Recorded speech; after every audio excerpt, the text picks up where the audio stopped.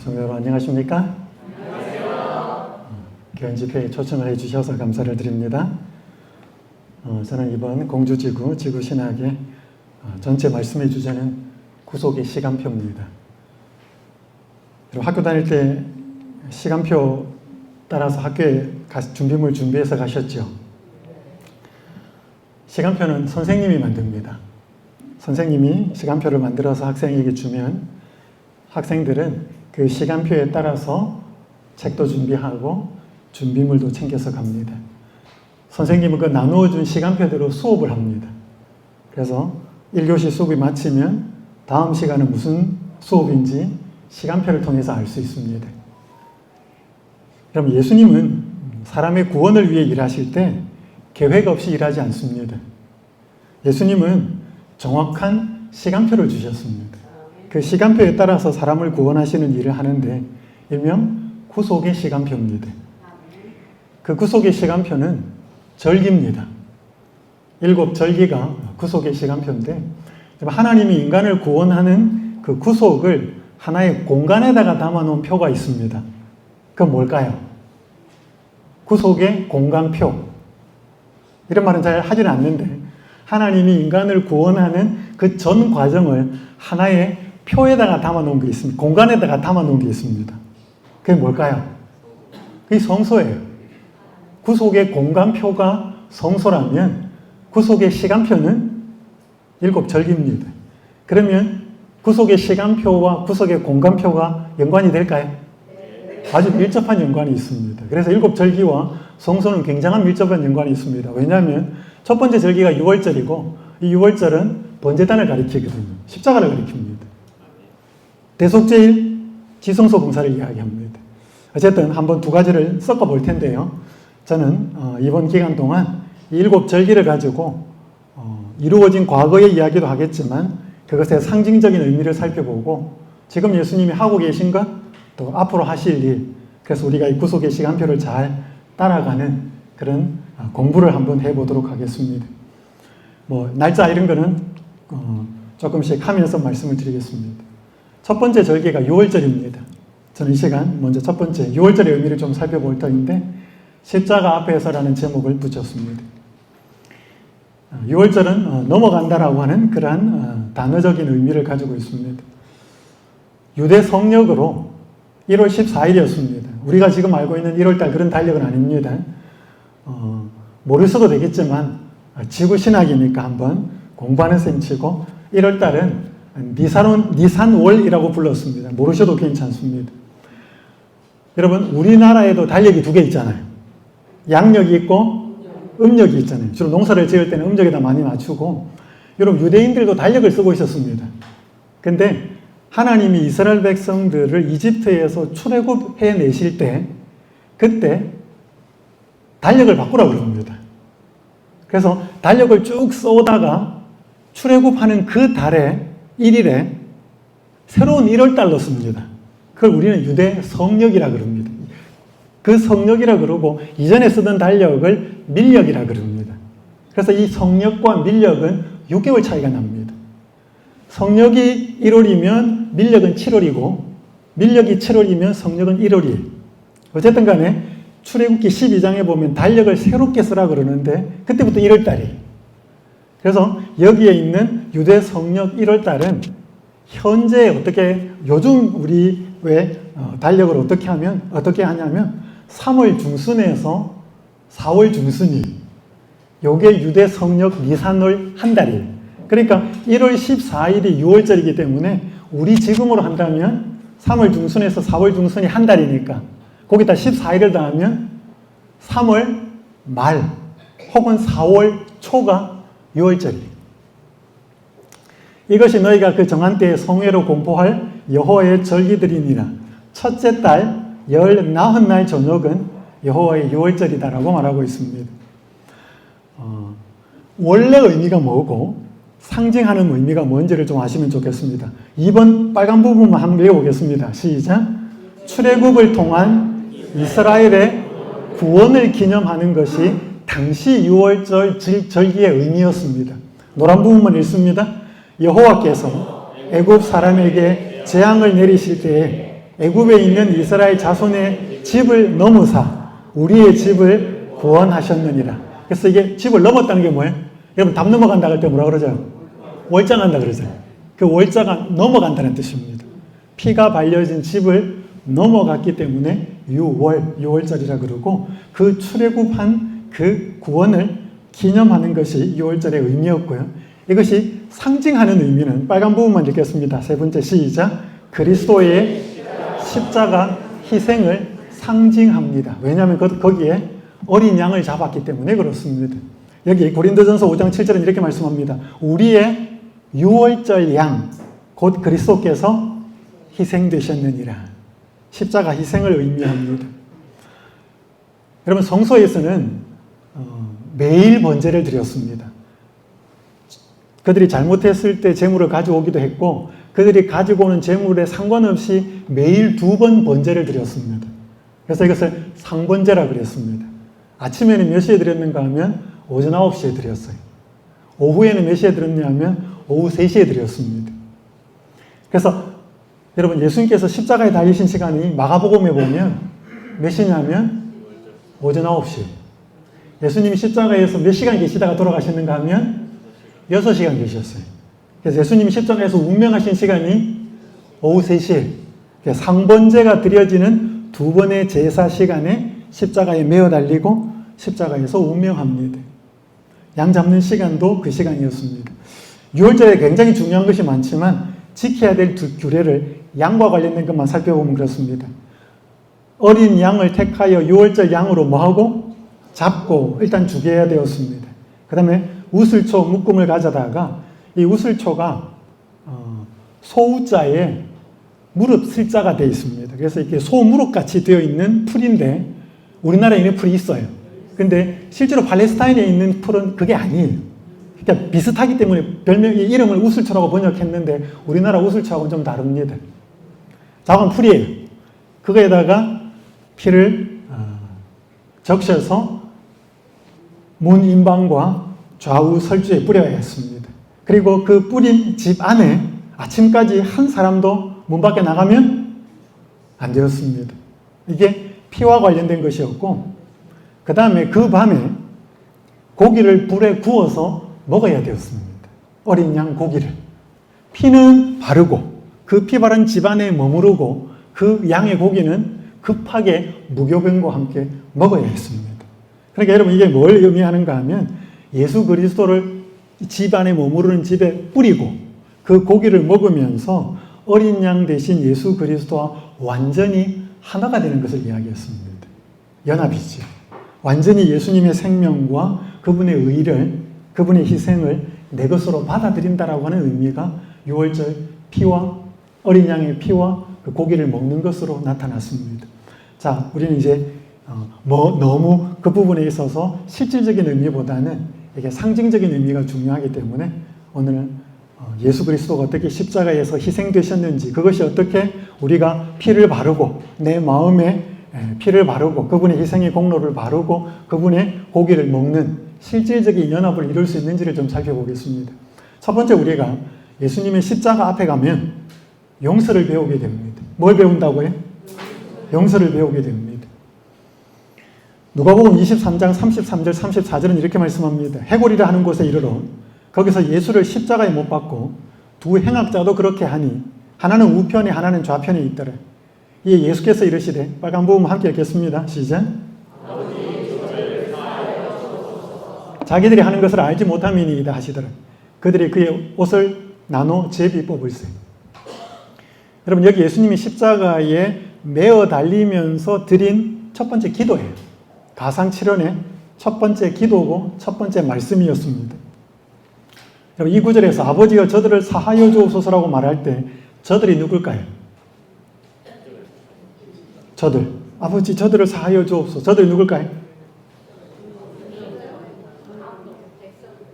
첫 번째는 예수님 손에 못을 박던 로마 군병들이었습니다. 첫 번째는.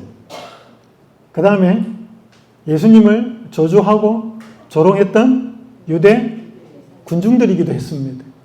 또 예수님을 죽이는데 결정적이고 주도적인 역할을 했던 제사장들과 관원들, 종교 지도자들이기도 했습니다. 맞아요? 그거 다 포함돼요. 아버지 저들을 사하여 주옵소서. 근데 그 이상입니다. 그리스도께서 원수들을 위하여 드리신 그 기도는 이 기도입니다. 어디를 포함한다?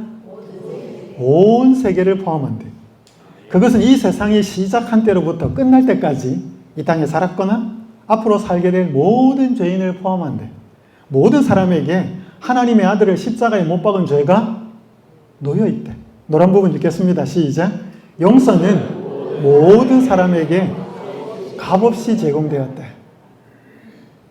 여러분, 예수님이 말씀하신 이 아버지여 저들을 사하여 주옵소서라고 하는 이 기도의 저들은 그 당시 예수님 십자가의 갈바리 언덕에 있었던 그 사람들도 포함하고 그 전에 살았던 사람들도 그리고 앞으로 이후에 태어날 사람들도 다 포함되었습니다.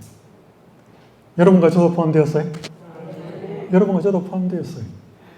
여러분과 저 때문에 예수님 십자가에 못 박혔기 때문에 그렇고 그분이 아버지 저들을 사하여 주옵소서, 용서하여 주옵소서 라고 하는 그 자비의 용서가 이미 베풀어졌습니다. 여러분, 이 그림은 17세기의 네덜란드 화가인 렘브란트가 그린 그림은 아니고요. 쇠판에다가 화학약품을 이렇게 부으면 부식을 해요.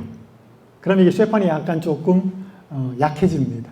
그러면 송곳이나 못으로 이렇게 날카롭게 그려서 그리는 에칭 기법이라고 하는 철판에다가 그린 그림이에요. 이 제목은 세 개의 십자가입니다. 근데 이 세 개의 십자가 갈바리 언덕을 렘브란트가 그렸는데 여러분 여기 원 안에 있는 사람이 누구냐면 렘브란트 자기예요. 여러분 렘브란트는 17세기 사람이에요. 네덜란드 화가입니다. 약 한 1600년의 갭이 있어요. 갈바리 언덕에 있는 그 사건과. 렘브란트는 태어나지도 않았습니다. 그때는. 근데 렘브란트는 그 갈바리 언덕에서 예수님이 십자가에 달려 돌아가실 때 자기도 거기 있었다는 것입니다. 그래서 자기도 거기 그렸어요. 저 예수님의 십자가는 누구 때문에 돌아가시는 거다? 내 때문이다. 나도 저들을 향하여 그 예수님을 향하여 그렇게 욕한 무리 군중 중에 나도 있을 때 그걸 보여주고 싶은 겁니다. 그뿐 아니라 아버지 저들을 사하여 주옵소서라고 하는 그 용서에 나도 포함되어야 돼. 그걸 말하고 싶은 것이지요. 여러분 요즘 예수님의 이 용서를 실질적으로 믿느냐 안 믿느냐는 굉장히 중요합니다. 왜냐하면 많은 신자들이 예수님이 자기를 용서했다고 믿어요 안 믿어요? 믿어요. 믿습니다. 근데 다른 사람 용서는 돼요 안 돼요? 잘 안 되거든요. 여기 토저가 쓴 책에 이렇게 말합니다. 어떤 사람들은 경건한 모습으로 예배를 드리지만 마음속에 여전히 원한과 분노가 남아있대. 그들은 여전히 돈을 사랑하고 화를 잘 낸대. 그러면서도 그들은 자기들이 예배에 빠짐없이 참석했노라고 자랑한대. 그러면서 예수님의 십자가의 용서를 믿는데 근데 남은 용서는 안 된대. 여러분 어떠셔요? 여기 한 개신교회 목사가 쓴 재미있는 글이 있습니다. 한국 사람은 합리적이라기보다는 다분히 감정적이다. 우리의 마음은 비좁고 감정주도적이라서 작은 문제만 생겨도 토라지고 돌아서게 일수다. 그래서 일단 감정이 상하고 나면 그 후부터는 누구의 말도 어떤 설명도 먹히지 않는데 감정 일병도로 나갈 뿐이다. 여기 재미있는 표현이 있어요. 빨간 부분. 한번 감정이 상하게 되면 하나님도 손을 못 대는 것이 한국 그리스도인이다. 굉장히 재밌습니다. 그 결과 용서하라는 주님의 명령을 알면서도 일단 감정이 상하고 나면 상한 감정을 추스리지 못해서 결국은 관계의 파국에 이르고야만 돼. 여러분 누가 섭섭하게 하는 말 하죠? 그러면 그럴 수도 있지라고 잊혀지셔요. 집에 돌아가서 자려고 누우면 자꾸 생각이 나고 자꾸 기억이 나서 자꾸 섭섭해지셔요. 어떠셔요? 채식을 해가지고 우리 재림교인들은 머리가 맑아서 다른 사람이 뭔 섭섭한 이야기를 하면 잊혀지지도 잘 않아요.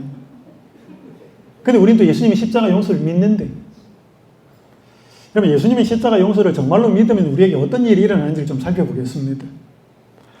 저는 이 설교를 하기를 좋아합니다. 여러분 아실 거예요. 근데 이게 우리 교인들의 모습이기 때문에 다시 한번 말씀을 드립니다. 마태복음 18장 21절에서 35절에 보면 그때 베드로가 나와 이르되 주의 형제가 내게 죄를 범하면 몇 번이나 용서하여 주리이까? 7번까지 하오리이까? 예수께서 이르시되 내게 이르노니 7번뿐 아니라 7번을 70번까지라도 할지니라. 여러분, 베드로가 7번 용서하면 많이 하는 거예요? 적게 하는 거예요? 혹시 여기 7번 해줄 수 있어요? 쉽지 않죠? 근데 예수님이 7번씩 70번까지로도 할지니라. 그럼 490번이거든요. 그럼 491번째를 하지 말라는 거예요? 그것도 아니겠죠. 이게 뭔 뜻일까? 여러분, 이러면서 나오는 비유가 나와요. 한 사람이 1만 달란트라는 빚을 졌는데 갚을 길이 없어서 주인이 불쌍해서 임금이라고 나옵니다. 주인이라고도 나오고 임금이라고도 나와요. 불쌍해서 탕감을 시켜줍니다. 그리고 이 사람은 가요. 탕감 받고. 가다가 자기 채무자를 만나요. 100데나리온 빚졌습니다. 목을 틀어지고 갚으라 그래요. 이 사람이 갚을 길이 없어서 시간을 주면 갚겠다 그러니까 이 사람을 감옥에다 갖다 넣어버립니다. 이걸 주인이 들어요. 주인이 이 사람을 데리고 잡아옵니다. 너가 나한테 갚을 길이 없어서 탕감해달라고, 여기 보니까 뭐예요? 불쌍히 여겨달라고 빌기 때문에 내가 내 빚을 전부 탕감해 줬는데 내가 너를 불쌍히 여긴 것 같이 너도 내 동료를 불쌍히 여김이 마땅하지 아니하냐. 그렇게 안 하니까 뭐예요? 주인이 노해가지고 이 사람이 빚을 다 갚도록 이 사람도 감옥에 가다 버려요. 함께 그 다음 노란 부분 읽어보겠습니다. 시작.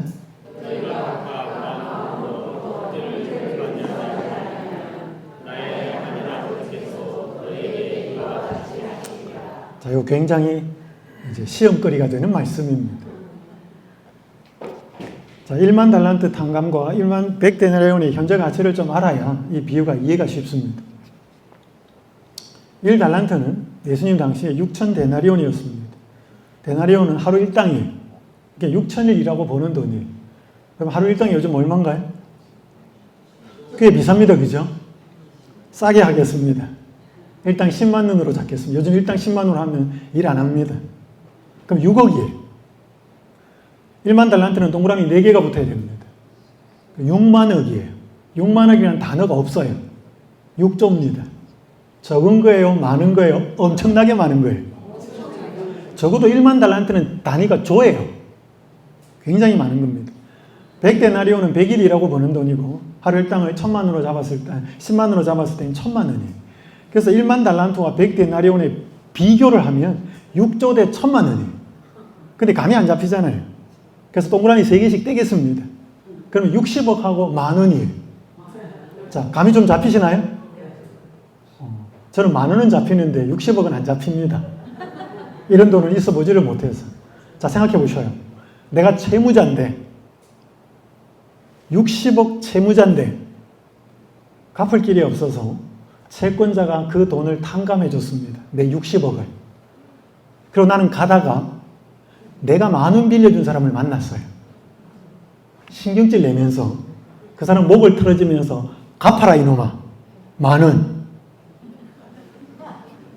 가능한 이야기예요? 불가능한 이야기예요? 있을 수 있는 이야기예요? 있을 수 없는 이야기예요? 있을 수 없는 이야기예요. 그럼 왜 이런 일이 일어났냐 이 말이에요. 여러분, 이 1만 달란트 탕감은 우리가 하나님으로부터 받은 죄의 용서가 이렇게 무한히 크다는 뜻이에요. 맞아요? 그리고 이 100데나리온은 우리에게 잘못한 사람에 대한 용서는 하나님 용서에 비해서 지극히 작다는 거예요. 이걸 이야기하는 거예요. 자, 여러분, 이 임금이 주인이 1만 달란트를 탕감해 주는 것을 받아들였을까요? 안 받아들였을까요? 네? 이 사람이 받아들였을까요? 안 받아들였을까요? 잘 모르겠어요. 이 본문에는 받아들였다, 안 받았다는 말이 나와요, 안 나와요? 안 나와요. 근데 받아들였을 것 같아요? 안 했을 것 같아요?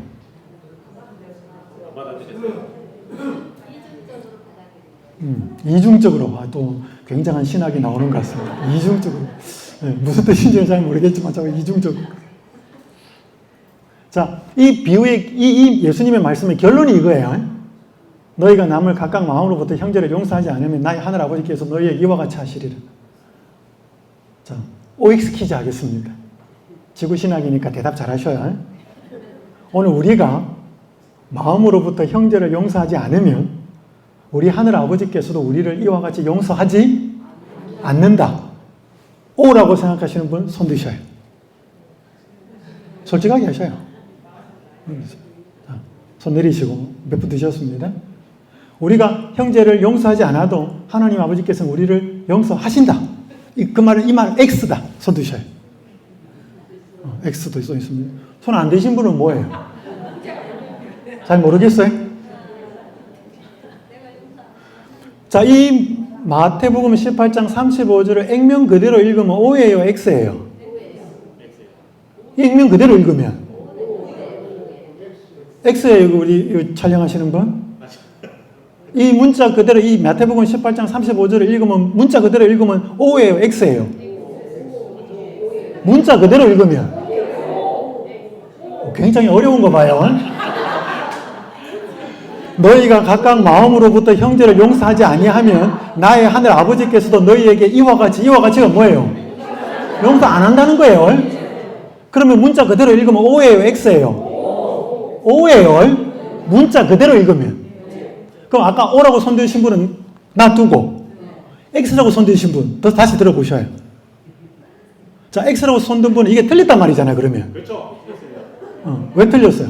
하나님이 이미 용서를 끝내놓으셨어요. 근데 이 말은 뭐예요, 그러면? 자기가 못 받아들이고. 오케이. 자, 여러분 보셔요. 굉장히 중요합니다. 여러분, 만약에 이 말씀이 O라면 하나님 수준이 어때요? 우리랑 굉장히 달라요? 우리랑 비슷해요? 우리가 어떤 사람 용서 안 해줘. 그것 때문에 이분이 나를 용서 안 해. 그럼 우리 수준이나 비슷해요? 굉장히 높아요. 하나님 그런 분이에요? 그럼 이 말은 뭔 말이에요? 아까 적어도 O라고 손든 분이 이걸 문자 그대로 받아들였어요. 그죠? 용서 안 해주면 용서 안 한다 그러니까. 그럼 X라고 손든 분은 적어도 이 말이 그 뜻이 아니라는 거잖아. 응. 굉장히 중요합니다. 제가 파란 부분 읽을 테니까 빨간 거 읽으셔요. 다른 사람에게 긍휼을 베풀지 않는 자는 자기 자신이 하나님의 용서하시는 은혜에 참여하지 못했다는 것을 드러낸다.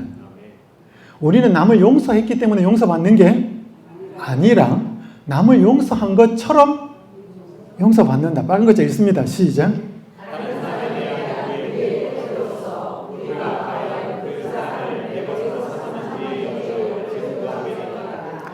잘 보셔요. 다른 사람에 대한 우리의 태도로서 우리가 과연 그 사랑을, 하나님 용서를 이 말입니다. 내 것으로 삼았는지의 여부를 증거하게 된다. 자, 그러면 이 비유에 나오는 사람이 이 1만 달란트 탕감은 하나님의 용서, 하나님의 사랑을 비유하는 거예요. 100데나리온은 자기가 이 사람한테 잘못한 것을 어떻게 해줄 건지 그거예요. 자, 그럼 이 비유에 나오는 사람이 이 임금의 탕감을, 이 주인의 탕감을 받아들였다, 안 받아들였다? 안 받아들였대. 그거 안 받아들인 거 어떻게 알 수 있어요? 100데나리온 빚진 사람한테 대하는 이 사람의 태도가 그걸 보여주는 거예요. 이 사람이 받아들였다 안 받아들였다는 우리는 몰라요. 근데 자기한테 빚진 사람을 대한 태도, 즉 자기한테 잘못한 사람을 대하는 태도가 받아들였는지 안 받아들였는지를 증거하는 거예요. 맞아요? 자, 다시 질문합니다. 여러분 예수님 용서하셨어요? 십자가에서 여러분의 죄를 용서하셨어요? 믿으셔요? 그거 말로 하는 게 아니라니까요. 여러분이 지금 아멘 하시지만 여러분한테 잘못한 사람을 뭐 하지 못하면? 용서하지 못하면 그거는 말만 하는 거예요. 왜냐하면 내가 그분의 용서와 사랑을 받아들인 것은 말이 아니기 때문에 그래요. 뭐가 그걸 보여준다고요? 다른 사람에 대한 태도가 그걸 보여주는 거예요. 제 말 이해되시나요? 그러니까 우리가 예수님이 정말로 나를 용서하셨다는 확신이 든다 할지라도 그것이 다른 사람에 대하여 기꺼이 용서와 사랑으로 나타나지 않으면 이거는 이론이다 이 말이죠. 아까 우리 집사님 그런 의미로서 뭐 두 가지 뭐 이론 뭐 이런 이야기 하셨을 것 같아요. 자, 그럼 봐요. 이 마태복음 18장 35절이 무슨 의미인가? 자, 이 비유에서 이 채권자에게 1만 달란트라는 빚을 탕감해 줬지요. 했는데 이 사람은 못 받아들였어요. 왜 그런지 모르지만 그럴 수도 있어요. 왜? 예수님의 용서가 이미 이루어졌고 예수님이 다 용서했다 그랬는데도 우리는 뭐 하지 못합니까? 못 받아들인 사람 굉장히 많거든요. 심지어 받아들였다 하면서도 뭐해? 다른 사람은 용서 안 되니까. 그럼 그 사람 받아들인 거는 뭐예요? 말로만 받아들이는 거죠. 자, 만약에 보셔요. 이 말이 내가 빚을 졌는데 어떤 사람이 나를 탕감해주지 않아서 내가 여전히 채무자인 거 하고 이 사람이 탕감을 해줬는데 내가 그걸 못 받아들이고 못 믿어서 내 것으로 못 살아서 여전히 내가 채무자라 그러면 잘못은 누구한테 있는 거예요? 나한테 있는 거지. 채권자한테는 없어요. 자, 여러분 이 마태복음 18장 35절에는 우리가 용서 안 해주면 하나님도 용서 안 해주는 것처럼 보이죠? 이 말씀에는 마태복음 18장 35절에는 하나님 그런 분? 아니에요. 이미 우리가 용서를 못한다는 것은 용서를 뭐 하지 못했다? 내 것으로 못 받아들였다는 것이에요. 그렇기 때문에 용서 못하는 것으로 나타나기 때문에 그분이 안 해줘서 못 받아들인 거예요. 해줬는데도 못 받아들인 거예요. 해줬는데도 못 받아들인 거죠. 그러니까 이 말 속에는 우리가 이 말씀을 읽으면 하나님 용서 안 해주는 것처럼 보이지만 이 말씀 속에는 하나님의 용서 안 해주심이 없다는 것입니다. 이미 해줬기 때문에. 제 말 이해되나요? 근데 결론은 똑같아요. 여러분 우리가 다른 사람을 용서해 주지 못하면 우리는 하나님의 용서를 못 받아들여요. 못 받아들였기 때문에 용서를 못했어요. 그러니까 결국은 뭐 했어요? 이미 해준 용서가 나한테 효력이 있다 없다? 전혀 없다. 그러니까 나는 용서 못 받은 거랑 똑같습니다. 못 해줘서 못 받은 거예요? 해줬는데도 못 받은 거예요? 해줬는데도 못 받은 거예요. 그러니까 결국 우리는요. 다른 사람을 용서해 주지 못하면 우린 구원 못 받습니다. 왠 줄 아셔요? 그 용서를 내가 못 받아들여서 내 소유로 못 삼았기 때문에 이 용서가 안 나가는 거기 때문에 아무리 십자가에서 그분의 용서가 이루어졌다 해도 나하고 아무 상관없습니다. 내가 아무리 믿습니다. 휘어짜 엄청 꼬부려서 말해도 그 용서는 나하고 아무 상관 없습니다. 제 말 이해되나요? 그러니까 이 마태복음 18장 35절은 결론적으로는 맞아요. 그런데 여기에 예수님이 용서 안 해주시거나 하나님이 용서 안 해주신 게 있다 없다? 없다. 왜? 이 비유가 그걸 보여줘요. 이 비유에서는 이미 1만 달란트 탕감을 해줬어요. 근데 이 사람이 목을 틀어지니까 니도 갚아라 그런 것입니다. 제 말 이해되나요? 우리가 다른 사람을 용서해 주지 않는다고 해서 하나님이 우리의 용서를 철회하는 것은 아니에요. 그런데 이 용서를 못한다는 것은 그것을 내 것으로 못 받아들이기 때문에 이미 철회하지 않아도 이미 100% 졌어도 그게 나하고는 아무 상관없다 이 말입니다. 심각해요? 심각해요. 왜요? 그 용서를 내 것으로 못 받아들이기 때문에 나는 그분으로부터 용서 못 받아들인 거예요. 심각한 거죠? 그러니까 여러분 예수님이 아버지요 저들을 사하여 주옵소서 이미 사했다니까요. 아까 여기 해놨잖아요. 여기 뭐라고 해놨어요? 용서는 모든 사람에게 값없이 뭐 했다? 제공되었다 그랬어. 이미 용서는 제공되었는데 누구는 받아들이고 누구는 못 받아들이는 거예요. 받아들인 사람은 용서할 것이고 못 받아들인 사람은 용서 못할 것이고.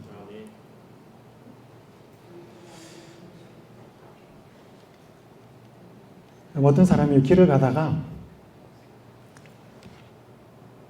한 고등학생을 만났습니다.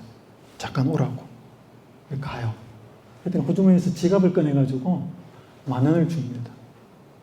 그래서 학교 가서 친구들하고 맛있는 거 사 먹으라 그래요. 전혀 모르는 사람이에요. 그러니까 이 친구가 되게 좀 황당했습니다. 그리고 이 사람 신사는 가버렸어요. 그러니까 그 친구 학교 가서 친구들한테 오늘 땡 잡았다. 그래서 맛있는 거 사 먹었어요. 이 신사가 회사를 마치고 집에 들어와서 컴퓨터 앞에 앉아서 자기 블로그에다 글을 씁니다. 내가 오늘 아침에 출근하다가 그런 잘 모르는 고등학생을 만나서 내가 10,000원짜리 하나를 준 것은 내가 저 고등학생만 할 때 어느 날 아침에 학교를 가는데 어느 신사가 자기를 부드라는 것입니다. 그러니까 제가 뭐 열어가지고 뭐예요?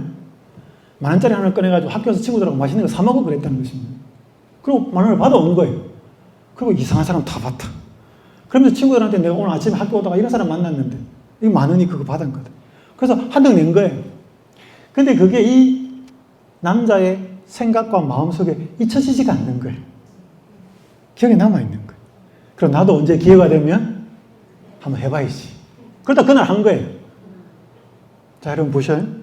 이 신사가 고등학교 때 이름 모르는 사람한테 그 사람이 지갑 열어가지고 10,000원짜리 하나를 줬어요. 이게 자기가 받았어. 그게 있었던 경험을 가진 사람이 자기가 모르는 사람한테 지갑 열어서 10,000원짜리 하나 주는 거, 그런 경험이 있었던 사람이라면 그렇게 10,000원을 주는 게 쉬울까요? 어려울까요? 어렵지 않아요. 왜? 그 감동이 남아있으니까. 그게 없으면 모르는 사람한테 10,000원짜리 하나 주는 거 쉽지 않아요. 근데 이 사람이 그 감동이 계속 살아있으면 그게 한 번으로 끝날지 몇 번 계속 할지 그건 몰라요. 여러분 누가 용서 잘할까요? 어금니 깨물고 결심하는 사람이 용서 잘하는 게 아니고 내가 잘못했는데 내가 큰 실수했는데 누구로부터 용서받은 그 감동과 경험이 큰 게 있으면 있을수록 뭐예요? 그것만 생각하면 나한테 잘못한 사람에 대한 태도가 달라진다는 거예요. 근데 이게 없는 사람은 내 하나로만 나오기는 어렵다 이 말이에요. 오늘 우리가 어떤 사람으로부터 그런 용서를 받은 경험이 있을 수 있어요. 근데 없을 수 있어요. 근데 여기 있는 모든 사람들은 우리가 태어나기 전부터 예수님의 십자가를 통해서 이미 우리는 엄청난 용서를 경험한 사람, 이루어진 거예요.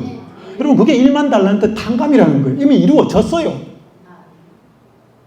그것이 오늘날 내 것으로 삼으면 아내가 잘못했을 때, 친구가 잘못했을 때, 자녀가 잘못했을 때 이 감동을 내가 다시금 마음에 생생하게 새길 수만 있으면 이 사람에 대한 태도는 달라진다는 거예요. 자, 그럼 다시 본문으로 갈게요. 베드로가 7번 용서해 주면 됩니까? 라고 물었을 때 예수님이 이 이야기를 하는 거예요. 그 의미는 뭐냐 하면 베드로야, 너가 만약 하나님이 너를 향하여 이루신 용서를 너가 네 것으로 받아들인다면 7번 하면 되겠습니까? 이런 질문 안 할 거야. 여러분 제가 상담도 받아보고 전화도 받아보고 막 하는 말에 뭐 목사님 제가 얼마나 참아야 됩니까? 도대체 그 사람을 얼마나 용서해야 됩니까? 여러분 이게 얼마나 언제까지 요 단어가 붙으면 그 사람 뭐예요? 이 용서를 하나님의 용서를 내 것으로 삼았다 못 삼았다? 못 삼았다. 그러니까 자기 어금니 깨물고 하는 거예요. 그러니까 몇 번 이렇게 되는 거지. 만약에 그 하나님의 사랑과 용서를 내 것으로 받아들이면 용서하지 못할 용서가 있다 없다? 없다. 여러분 그게 이 예수님의 비유가 가르쳐 주는 거예요. 자 그러면 우리 용서 못하는 일이 생기면 그 사람하고 나하고의 문제예요? 하나님하고 나하고의 문제예요? 그죠? 그 사람하고 나하고 왈가왈부 시시비비를 가릴 필요가 없어요. 왜? 우리는 용서 못하니까. 우리는 용서 못해요. 여러분 자기가 용서를 할 수 있으면 그건 자기 별이 됩니다. 굉장히 교만해집니다.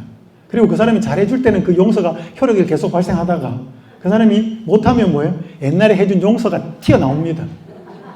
난 네한테 이렇게 해줬는데. 하나님의 은혜로 용서한 용서는 잊혀져요. 그게 내 의가 안 된다니까요. 그래서 용서하지 못할 일 생기면 우리 누구로 가야 돼? 하나님한테 가야 돼. 예수님, 제가 어떤 용서를 받았습니까? 근데 그걸 또 제가 까먹고 저 사람 굉장히 섭섭해집니다. 막 화가 나려고 합니다. 제가 어떤 용서를 받았는지, 하나님께 어떻게 받아들여진 바 된 존재인지 하는 그걸 생생하게 기억하게 해주십시오. 여러분, 저도 용서 못해요. 오제오라고 하는 사람은 전 용서 못합니다. 그렇기 때문에 저는 그런 일이 생기면 누구한테 가요? 하나님하고 씨름해요. 여러분, 그게 깨달아지다가도 시간이 지나고 나면 또 세상 어떻게 뭐 살다 보면 또 잊혀집니다. 그래서 그걸 날마다 뭐예요? 확인하고 살아야 돼. 내가 하나님 앞에 어떤 용서와 사랑을 받아서 지금 살아가고 있는 은혜로 살아가는 존재라고 하는 사실을. 그럼 이걸 어디 가면 배우는가 하면 십자가 앞에 가면 배우는 거예요. 아버지요, 저들을 사하여 주옵소서. 모든 용서가 값없이 사람에게 제공이 되었다는 거예요. 나중에 제가 이제 대속죄일 때 살펴보겠지만, 여러분, 조사심판이 왜 두려워요? 내가 용서 받았는지 안 받았는지 그게 확신이 안 되거든. 그러니까 그분이 조사한다니까 뭐예요? 굉장히 두렵지. 여러분, 결국에는 여기 십자가가 이 6월절이 끝까지 같이 가요. 이거 잊어버리면 조사심판은 두려운 거예요. 그때 이야기하겠습니다. 시간이 많이 갔습니다. 할 거 많은데. 자, 십자가로 가면 첫 번째 용서를 배웁니다. 두 번째 뭘 배운대? 구원을 배웁니다. 한편 강도가 이렇게 말합니다. 이르되 예수여, 당신의 나라에 임하실 때 나를 기억하소서. 예수께서 말씀하십니다. 내가 진실로 내게 이르노니 오늘 내가 나와 함께 낙원에 있으리라. 잘 아십니다. 예수님이 십자가에 달리고 두 번째 하신 말씀이 한편 강도에게 하신 말씀입니다. 바라바의 부하였습니다. 여러분, 예수님이 십자가에 달렸을 때 모든 사람들이 다 욕합니다. 빨간 글자 보셔요. 지나가는 자들은 자기 머리를 흔들며 예수를 모욕합니다. 대제사장들도 서기관들과 장로들과 함께 희롱합니다. 그리고 44절, 함께 십자가에 못 박힌 강도들도 이와 같이 욕하더라. 그러니까 두 사람 매달렸는데 두 사람 다 처음에는 뭐 했다고요? 다 욕합니다. 근데 한 사람은 바뀌어요. 마음이 바뀝니다. 어떻게 바뀌었을까요? 제가 파란 글자 읽었다니까 빨간 글자 읽으셔요. 그럼 예수께서 어떻게 병자를 고쳤고 또 어떻게 죄를 용서하셨는지에 대하여 모두 마음속에, 그는 예수님을 믿고 따라온 사람들이 울면서 하는 말을, 그는 구주의 머리 위에 붙은 영패를, 행인들 중에 어떤 이들은 슬퍼하며 떨리는 입술로 읽고 다른 이들은 농담과 조롱으로 그 말을 읽고 되풀이하는 소리를, 성령께서 그의 마음을 비추셔서 매달렸어요. 그리고 자기도 욕했어요. 근데 이 예수님이 어떤 사람인지를 생각을 한 거예요. 여러분, 팔레스타인이 그렇게 넓지 않아요. 대한민국 경상남북도 크기밖에 안 됩니다.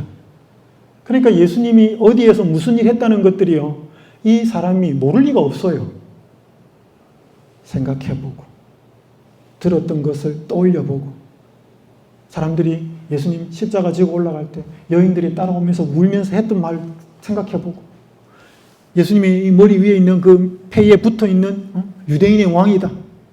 왕이다, 이 사람이.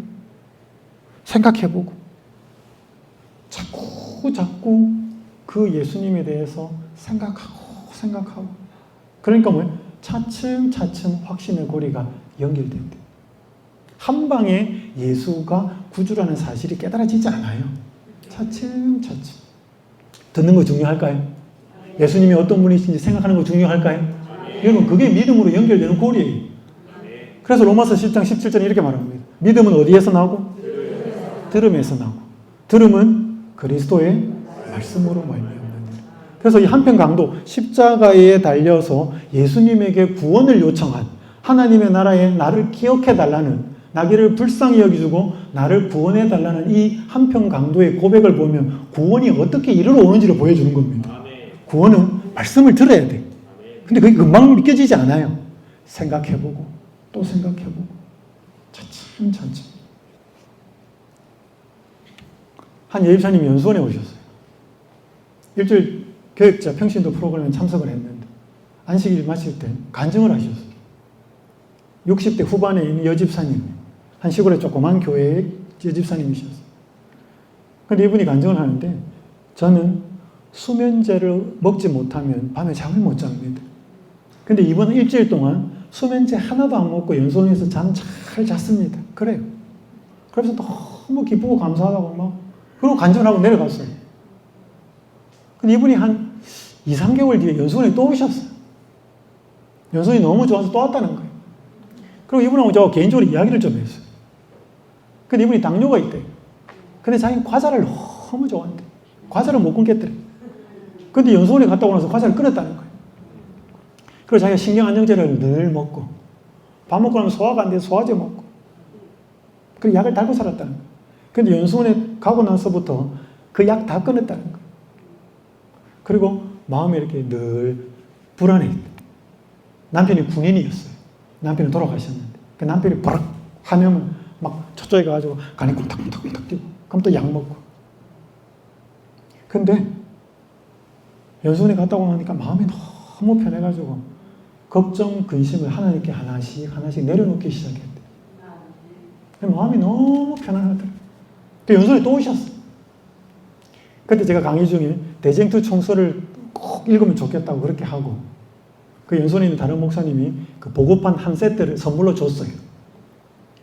자기가 살면서 제일 싫어하는 게 책 보는 거예요. 근데 그걸 갖고 와가지고 읽기 시작했어요. 저한테 문자 메시지 오기 시작했어요. 몇 가지 소개시켜드리겠습니다. 목사님, 하나님께서 왜 저를 일찍 말씀을 보게 안 해주시고 늦게 보게 해주셨을까요? 진즉이 연수원에 자주 갈 걸 후회됩니다.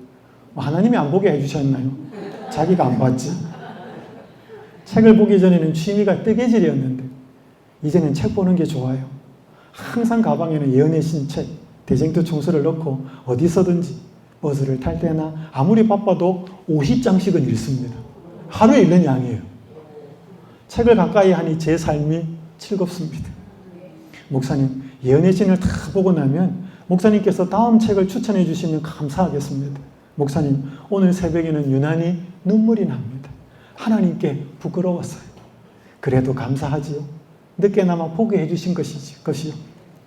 목사님, 말씀 보면서 내일 일은 난 몰라요. 복음성가 듣고 보니 왜 이렇게 눈물이 나는지. 이분이 계속 카톡 오는데 군데 자꾸 뭐가 나냐면 눈물이 난대. 자기 이렇게 눈물을 많이 흘리는 스타일이 아니래. 근데 자꾸 뭘 보니까, 말씀을 보니까 자꾸 눈물이 나는데, 이 말씀대로 살지 못하는 내 모습이 자꾸 보이고, 아까 이거 적어놨잖아요. 하나님께 부끄러웠어. 여러분, 이거 누가 주시는 거예요? 이거 성령께서 역사하시는 거예요. 뭘 통해서? 말씀을 통해서. 뭐 연수원이 물이 좋아가지고 이렇게 됐겠습니까? 말씀이 자꾸 들어간 거죠. 말씀이 들어가요. 말씀이 들어가야 오늘 예수님이 누군지를 알게 되고, 그 예수님께 내가 구원을 요청하는 기도를 드리게 돼요. 여러분, 그 구원을 요청하는 기도를 드리면 어떻게 되냐요? 함께 읽어보겠습니다. 시작. 회개한 강도에게는 하나님께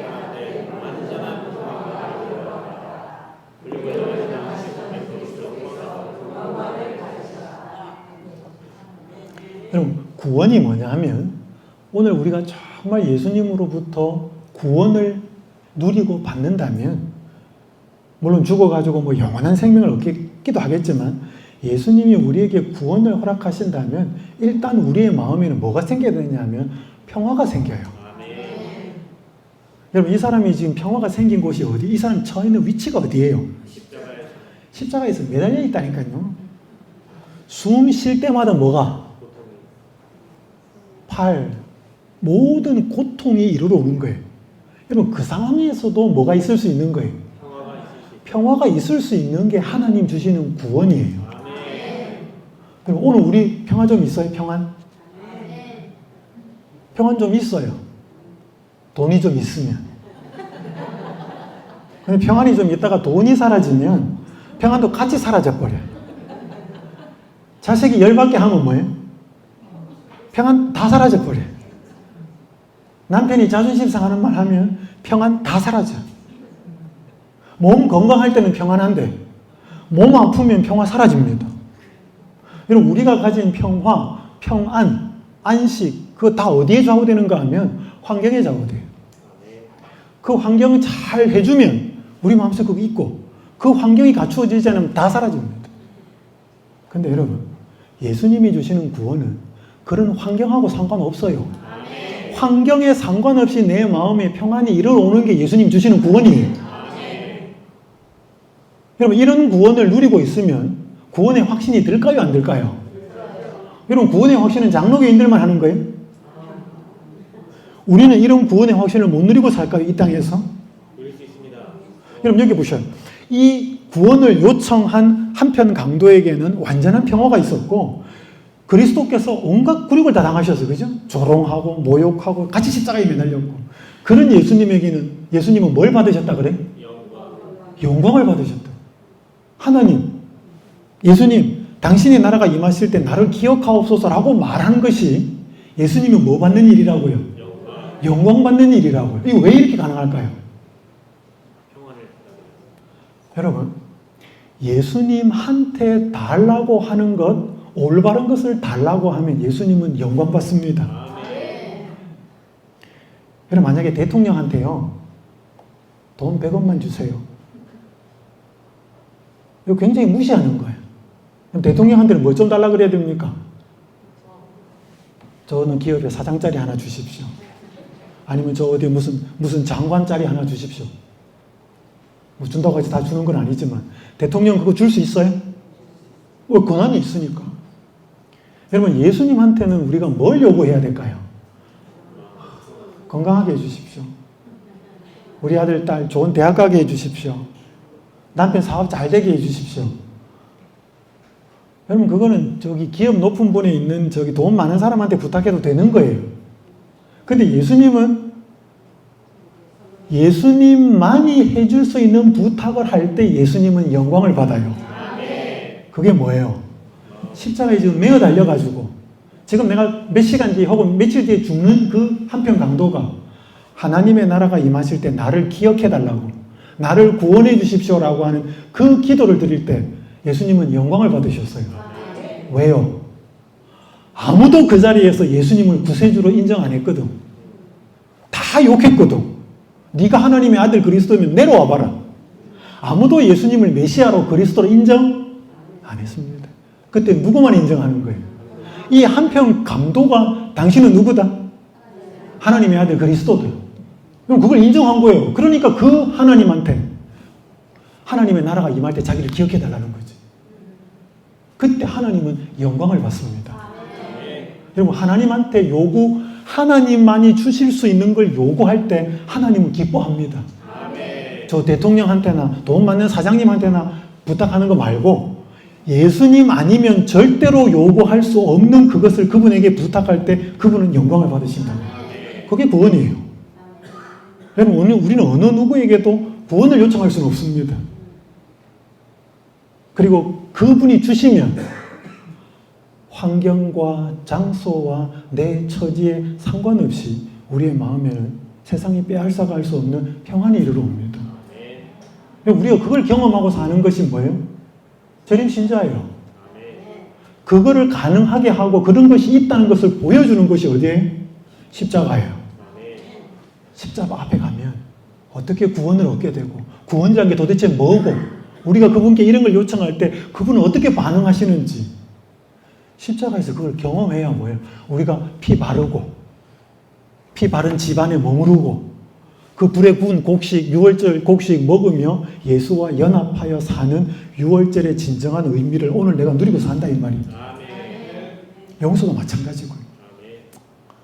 하나만 조금만 더 하고 마치겠습니다. 하나만 더 하고 마치겠습니다. 십자가라고 하면 믿음을 배웁니다. 십자가 앞에 가면 배울 게 굉장히 많아요. 이거 하나고 마무리하겠습니다. 예수께서 큰 소리로 불러 이르시되 아버지 내 영혼을 아버지 손에 부탁하나이다. 이게 예수님이 십자가에서 마지막으로 한 고백이 자신을 온전히 하나님 아버지께 맡기는 것입니다. 자, 여러분, 예수님이 십자가에 매어 달리셨을 때 하나님 아버지의 임재를 느끼셨을까요? 못 느끼셨을까요? 어떻게 생각하세요? 여러분, 예수님 십자가에 달려 돌아가셨을 때 하나님 아버지는 어디 계셨을까요?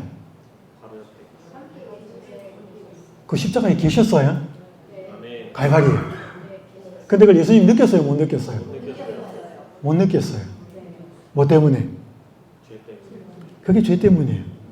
그냥 나의 하나님 어찌하여 나를 버리셨나이까. 그럼 죄는 하나님과 우리 사이를 그렇게 분리시킵니다. 우리가 아무리 작은 죄 하나를 지어도요, 내가 죄를 지으면 하나님과 분리되는 느낌을 받아요. 그래서 우린 죄 지지 말아야 돼요. 성령의 능력으로. 이 무서운 시간 동안 예수님이 십자가에 오전 9시에 매어 달렸다 그랬습니다.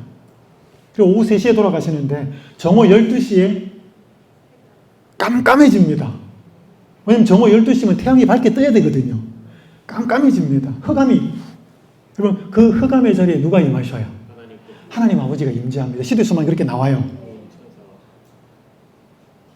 만약에 하나님이 임재했는데 그 영광스러운 빛을 안 가리면 그 갈바리 있는 사람들 다 죽습니다. 그래서 그 깜깜한 그 흑암은 하나님 아버지의 임재를 가린 것이에요. 그게 실질적인 깜깜함이고 영적으로 깜깜함은 예수님의 마음의 상태예요. 하나님 아버지로부터 버림받은 그 깊은 고뇌의 상황입니다. 이 무서운 시간 동안 그분은 이제까지 그분에게 주셨던 아버지의 간합하심의 증거에 의지하였대. 그분은 아버지의 품성을 잘 알고 계셨으며 그분의 공의와 자비와 크신 사랑을 이해하고 계셨대. 그분은 항상 기쁨으로 즐겨 순종하였던 하나님을 믿음으로 의지하였대. 그분이 순종하는 마음으로 자기 자신을 하나님께 맡겼을 때 아버지의 은총을 잃어버렸다는 생각은 없어졌대. 함께 읽겠습니다. 믿음으로 시작. 믿음으로 그리스도께서 승리자가 되셨다. 아멘. 여러분, 예수님은 처음에는 인류의 죄를 다 짊어졌을 때 하나님 아버지가 자기를 버렸다고 생각했어요. 근데 거기에 매달려서 굉장히 투쟁을 합니다. 그런 가운데 뭘 떠올리는가 하면 하나님 아버지의 품성을 떠올립니다. 이때까지 나를 어떻게 인도해 오셨고 이 공생의 기간 동안 어떻게 하늘에서 음성이 들려서 침례받을 때, 변호사내에서 또 헬라인들이 찾아왔을 때 자기를 어떻게 대하셨던 그 하나님의 품성을 하나하나 생각하면서 이분이 나와 함께 하신다. 느낌으로 알았어요? 믿음으로 알았어요? 믿음으로 알았어요. 왜냐하면 이때 예수님의 느낌은 버림받은 거예요. 근데 하나님의 품성과 그분의 어떠하심을 생각하면서 계속 믿음으로 그분이 나와 함께 하신다는 사실을 주장해요. 믿어요. 그리고 그 하나님은 거기 와 계셨어요. 그래서 여기 보면 믿음으로 그리스도께서는 승리자가 되셨다. 십자가로 가면 믿음이 뭔지를 배우는 거예요. 여러분, 사람이 믿음이 있는지 없는지 어떻게 알까요? 여러분, 두 사람이 친구인데 두 사람의 친구가 우정이 있다 없다 어떻게 알아요? 그죠? 어려울 때 나타나요. 좋을 때는 두 사람이 우정이 있는 거 별로 표가 안 나요. 그래서 서양 속담이 어떤 말이 있냐면 잎이 무성한 나무에는 그 안에 새의 둥지가 있는지 없는지 모른다 그랬어요. 왜? 잎사귀가 풍성할 때는 그 안에 새가 둥지를 지어놨는지 안 봤는지 몰라요. 근데 그 나무 안에 새의 둥지가 있는지 없는지는 언제 알아요? 찬바람 불고 낙엽이 되어서 잎이 떨어져 봐야 그 안에 새의 둥지가 있는지 없는지는 보이는 거예요. 찬바람이 불어야 돼. 즉 우리가 믿음이 있다 없다는 평소에 잘 나갈 때는 믿음이 다 있어요. 우리는. 우리가 진짜 믿음이 있는지를 보려면 시련이 닥쳐봐야 돼. 고난이 닥쳐보고 어려운 일이 닥치면 진짜 믿음이 있는지 없는지 이때까지 내가 믿은 게 가짜인지 진짜인지 그때 드러나요. 내가 그때 달라지는 게 아니고 그 믿음이 나를 보여주는 거예요. 여러분, 예수님은 보이지 않을 때도 믿었어요. 느껴지지 않을 때도 믿었어요. 이해되지 않을 때도 믿었다니까. 여러분, 그게 믿음이에요. 믿음은 보이기 때문에 믿는 게 아니고 이해되기 때문에 믿는 게 아니고 이해가 되지 않을 때에도 믿는 게 믿음이에요. 왜? 그분의 품성이 어떠한지를 내가 믿고 알고 나가기 때문에. 십자가로 가면 그게 보이는 것입니다. 여러분, 이게 예수님을 믿는 거예요. 하나님을 믿는 거. 한 이야기 들고 마치겠습니다. 하라사키 모모코라고 하는 일본 한 목사 사모가 암에 걸렸어요. 폐암에 걸려서 자녀가 4명이에요. 어린 자녀. 그 자녀에게 일기를 쓴 거예요. 하나님이 내 생명을 거두어 가셔서 언제까지나 너희들 곁에 머무를 수 없게 되었구나. 역시 무척이나 힘겨운 일이구나. 엄마는 지금 눈물을 흘리며 일기를 쓴단데. 그러나 하나님을 원망하는 마음은 조금도 없단데. 엄마는 울고 있지만 불평하지는 않는데. 너희들이 가엾기는 하지만 나 자신을 연민하지는 않는데 그러니 부탁한다. 하나님을 원망하지 말거라. 설사 약간은 원망했다 하더라도 거기서 거치거라. 시편이 되풀이해서 언급하고 있는 것처럼 비록 그때 당시에는 알 수 없지만 하나님은 모든 일을 사랑으로 하신다는 것을 신뢰하길 바란다. 이 엄마가 이해할 수 없죠. 목사 사모인데 자녀가 4명인데 어린데 자기는 암에 걸려서 이제 죽어야 돼. 하나님 왜 이러십니까? 할 수도 있는데 난 다 이해할 수 없지만 나를 이렇게 인도하시는 하나님도 사랑으로 하시는 것이다. 지금은 다 이해할 수 없지만 그 하나님을 의심하지 않고 끝까지 믿는 거죠. 그리고 어린 자녀들, 마음에 상처받을 그 아이들에게 편지 쓰기를 하나님은 사랑으로, 이 상황에서도 사랑으로 하신다는 것을 너희도 믿기를 바란다. 알기를 바란다. 엄마가 그 마음으로 쓰는 거예요. 여러분, 이게 믿음이에요. 우리가 예수님을 정말로 믿는다. 6월절 어린 양 대신 예수님을 믿는다. 그분이 희생하시는 걸 믿는다. 우리는 굉장히 이럴 때가 많습니다. 용서하시는 것을 믿는다 그래도 나는 용서 안 되고, 구원받았다고 혹은 뭐 구원이 뭔지 하면서 우리 마음에 그 구원은 굉장히 조변석계처럼 사라집니다. 그리고 우리 믿음이 있다고 그러는데 실질적으로 다 갖추어지고 다 이해되고 다 완벽해야 우리는 믿음이고. 그럼 정말로 우리가 믿음이 있는지, 교회 잘 나가다가도 어려운 일 닥치면 일단 교회 안 나옵니다. 성경 평소에 잘 보다가도 뭐예요? 어려운 일 닥치면 일단 성경 보는 거 그만둡니다. 왜? 고민한다고. 정작 더 성경 봐야 될 때는 그때인데, 더 교회 나와서 예수님 찾아야 될 때는 그 실현의 때인데, 우리는 어려운 일 있으면 일단 교회 나가는 거 그만두고 기도하는 거 그만두고 하나님과, 그게 내 믿음이에요. 그게 내 상태를 보여주는 것입니다. 오늘 저는 구속의 시간표 첫 번째 6월절 1월 14일에 있었던 출애굽을 기념하는 그 절기적인 의미가 6월절 양 되시는 그리스도의 희생을 상징한다 그랬습니다. 오늘 정말 우리는 그 당시 사람들처럼 피 바르고 피 뿌리고 그 집안에 머무르고 있는 것, 그리고 그 양의 고기를 먹으면서 그리스도와 그 희생과 하나 되고 있는지 한번 이 시간 살펴보면서 이 구속의 시간표 이루어진 그 십자가가, 예수님의 그리스도의 희생이 헛되지 아니하고 우리의 마음에 생생하게 믿음으로 살아있는 그런 구속의 의미를 우리가 누리고 살았으면 좋겠습니다. 기도하겠습니다. 하늘에 계신 아버지 하나님, 이번 지구신학에서 구속의 시간표를 살펴볼 때 예수님이 무엇을 하셨고 그것이 우리에게 오늘날 어떤 의미로 다가올 수 있는지를 살펴보겠습니다. 앞으로 무엇을 예수님이 이루어 가시고 어떻게 이루실 것인지도 살펴보겠습니다. 우리에게 믿음을 갖게 하셔서 때때로 과거로 가고 때때로 미래로 가지만 그 중심에 예수 그리스도의 희생과 예수 그리스도가 하시는 그 복음의 사업의 그 공로가 우리의 마음에 분명히 새겨져서 오늘 우리의 마음속에 현실적으로 믿음을 갖게 하고 구원을 누리게 하고 평안을 갖게 하는 축복의 기별이 되도록, 그리고 그 사명을 감당하게 하는 메시지가 되도록 인도하여 주시옵소서. 예수님의 이름으로 간절히 기도드립니다.